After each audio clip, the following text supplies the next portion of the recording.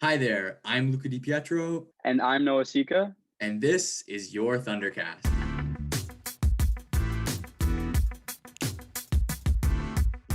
On today's episode of the Thundercast, we'll be hearing from two of BT's teachers, Ms. Brown and Mr. Anderson, on study tips and tricks through the COVID-19 pandemic, as well as some ways to engage in forms of artistic expression at home. Our first guest is a jack of all trades. He can teach just about anything from calculus to religion.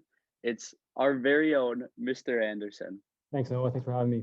No problem. Thanks for coming, making time from your busy schedule. I appreciate it. No problem. So our first question is, as a teacher like yourself who's young and recently went through university, how do you motivate yourself and keep your work ethic strong and consistent throughout university? With the university aspect, I think the big jump is going to be first year, especially when you're considering that you are now, as in grade 12, you're dealing with an octomester schedule where you can kind of focus on one specific subject. You kind of need to realize that in about a few months, you'll have to jump back into the 4, 5, or 6 courses at the same time. You're going to need to kind of hopefully, first off, enjoy what you're taking in university. Hopefully you didn't make a rash decision and select some courses that you may not necessarily want to pursue. But the work ethic thing is just kind of, if you're thinking about it in terms of, it's who you are on a page. Whatever assignment that you submit, whatever kind of task you complete, that is kind of signaling to somebody that that's you, that's who you are. As simple as an email. What you're putting into an email, the thought, the effort, the care you're putting into anything is basically saying that either I do care about this or I don't care about this. There has to be kind of a happy medium between obviously speed, expedience, efficiency, but you do need to show that you are caring and you want to present your best foot forward for anything that you may be completing. Absolutely. I think that's a great tip. How you present yourself is everything, especially in like after university or post-secondary, wherever you go. It's all about how you present yourself and how you can sell yourself to like employers one day in the world. So I think that's great advice. Our next question is, as we know, the best way to study is to study effectively and find a way that works for each individual. So how did you find your study habits and methods, and what worked for you in university or just throughout your life? Study habits are not very good, in all honesty. I don't think I ever formulated the best method to study something. It was always, if I didn't understand something, I would have to spend the time. And if I did understand something, I spent less time. I think, especially when you are getting into university, you're kind of going to start managing multiple courses again. You're going to need to make a decision between what to focus on. So if you have a paper worth 20% and an assignment worth 10%, where are you going to allocate your time wise? Or if you have 2 classes, you have a strong understanding in one and a weak understanding in the other, you're probably going to need to dedicate more time to one than the other. You can't just have the exact same study process for each class. It's going to be dependent on how well you acclimate to each subject. You could take off in first year calculus, but really struggle with statistics. And that balance, that medium between time management skills is what's going to dictate how you need to study. There's no right answer of like, let's jot down some notes or review practice problems. That's kind of a basic thing of, that's really the personal preference. But it's going to be, you need to allocate time to where your attention needs focusing in specific subsets of time. Yeah, I think that's fantastic for everyone currently in high school now, knowing where to allocate your time to different courses and to different assignments of value. I think that's something incredibly important that a lot of people can learn from, including myself. As a third question, what things do you recommend students do to achieve academic success through the pandemic in high school? Obviously, it's a really changed schedule and format. So what do you think students can do that you've seen works? I think that they have to be able to use their resources available. You are the generation with basically being born with technology. You have numerous resources at your fingertips, and you really need to effectively learn how to Google things, how to research things, and how to take the information that you have at your disposal to apply it to your learning.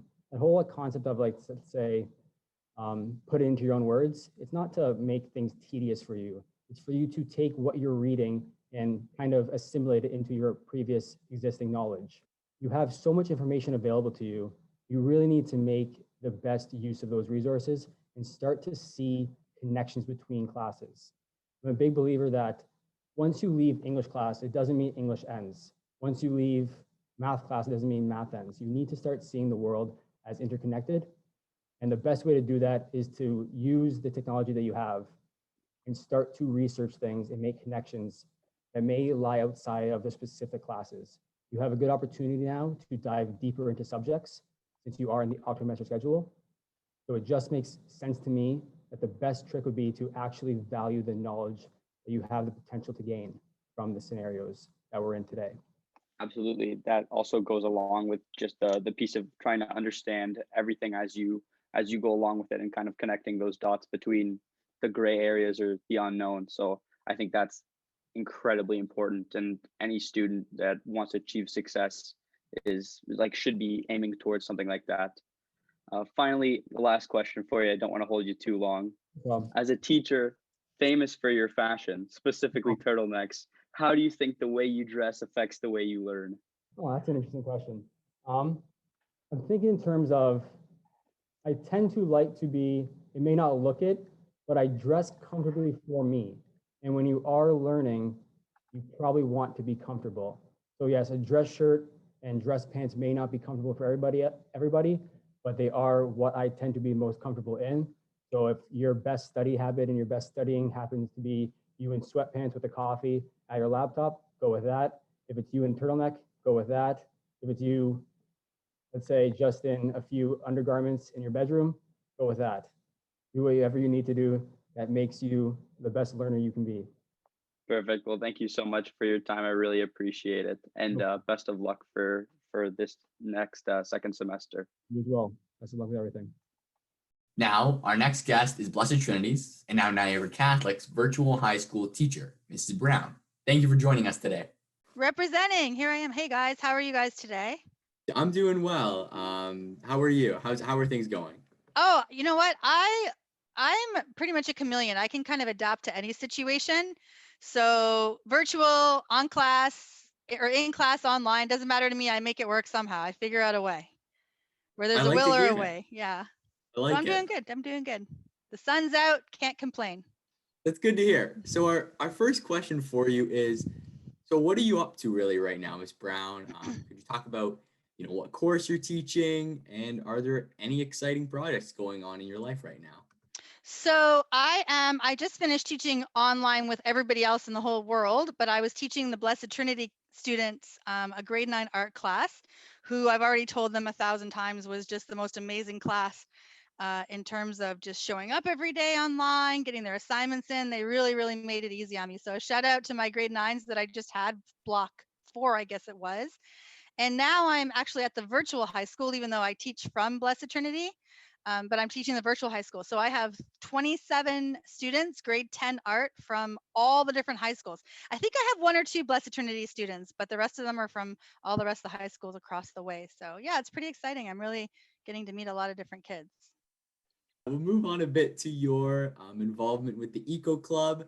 I really want to know what made you want to kind of lead this group, and what has inspired your passion for the environment? Well, I think you kind of, there's 1 or 2 things, right? You're either born a certain way or you learn something that touches you. So there's always room for improvement. I think I just genetically have that intuition where I feel connected with nature.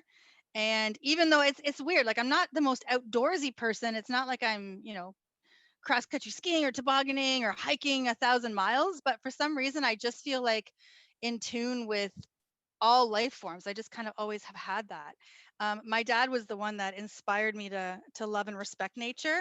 I can remember they say that 7 things in your life happen to you that define who you are. And if you can pinpoint those 7 events, it really helps you understand who you are. And I know that one of the events was definitely the first time we ever went camping at Bissell's Hideaway, which isn't really camping, but you know what I mean. And my dad, a little bug landed on my hand, and my dad pointed it out to me and said, oh, look at him, and kind of made it a funny thing, oh, look at, he's probably looking for his mom or something like that. And I just kind of instantly found this connection, like, oh, other life forms have lives as well. So ever since then, I've just been in tune with them.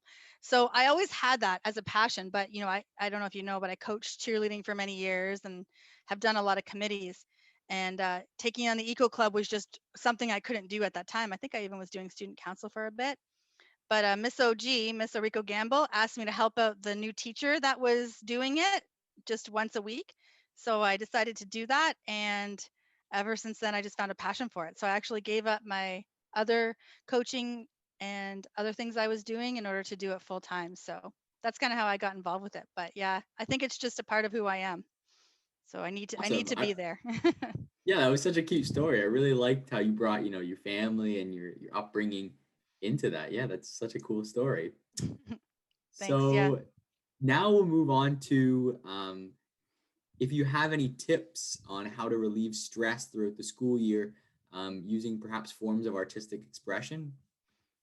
Well, I definitely find that even though I might not show it on the outside, I get told, "Oh, Miss Brown, you're always happy and you're always smiling."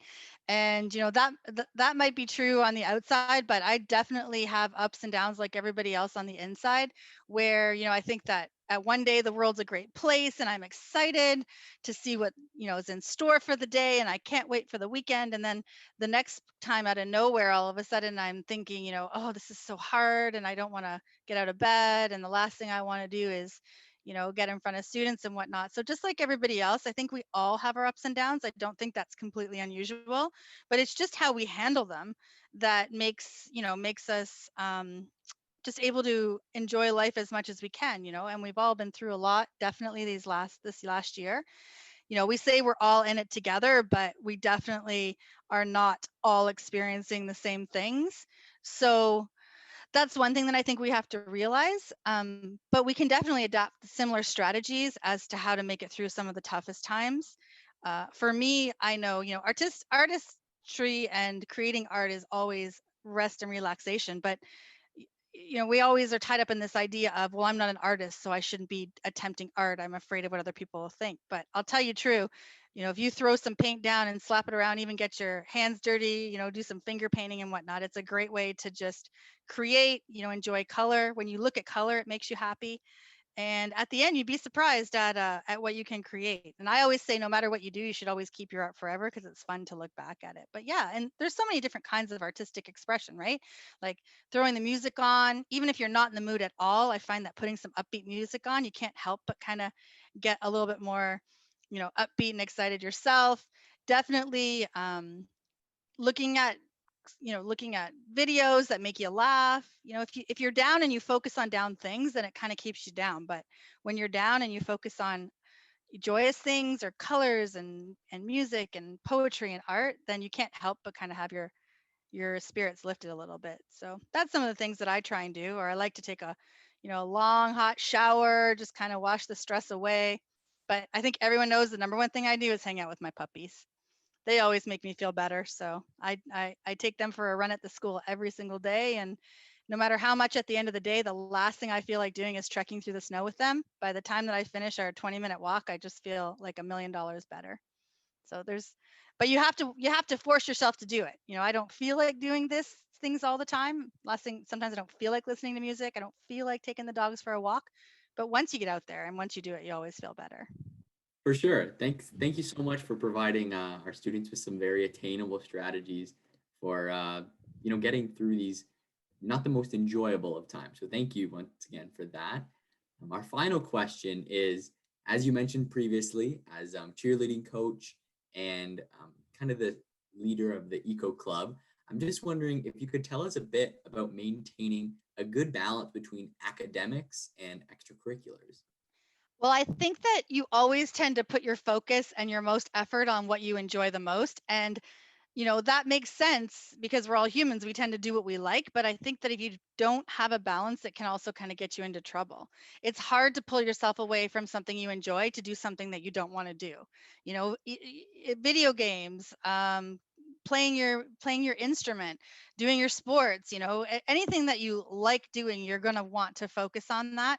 But someone said something to me one time that kind of resonated and made sense. They said, in order to do what you want to do in life, 95% of the time you end up doing what you don't want to do. And I'm like, wow, that 95% to 5% doesn't seem like a really good balance. But then I kind of makes sense, like when you think about it, how many hours do you put in at work, or how many hours do you put in on your schoolwork, or how many courses do you have to take that are really not, your cup of tea?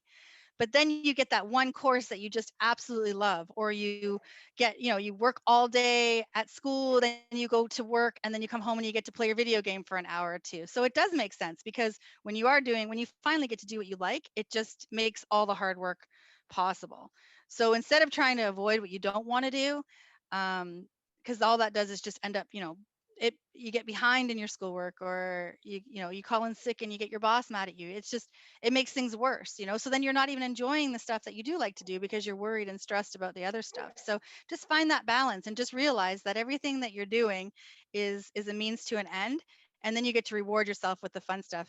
And if you do that now, especially at your age, when you get to be my age, that 95-5 tends to kind of even itself out a little bit more. So I promise you that it'll be all worth it in the end. Awesome. Thank you so much for that really great piece of Yeah. insight about the 95-5 ratio. I really like that. So this has been Miss Brown on today's episode of the Thundercast. It's been a pleasure having you here today. Thanks, guys. I'm glad that you included me. I felt, it's always nice to be chosen for something. So I really appreciate that. All the best, Miss Brown. Thanks, guys. Good luck. That concludes our third episode of the Thundercast. On this episode, we heard from Mr. Anderson and Miss Brown about ways to be the best student you can through the pandemic and how the arts can help you along the way. This has been episode 3 of your Thundercast, hosted by Noah Seca and Luca DiPietro.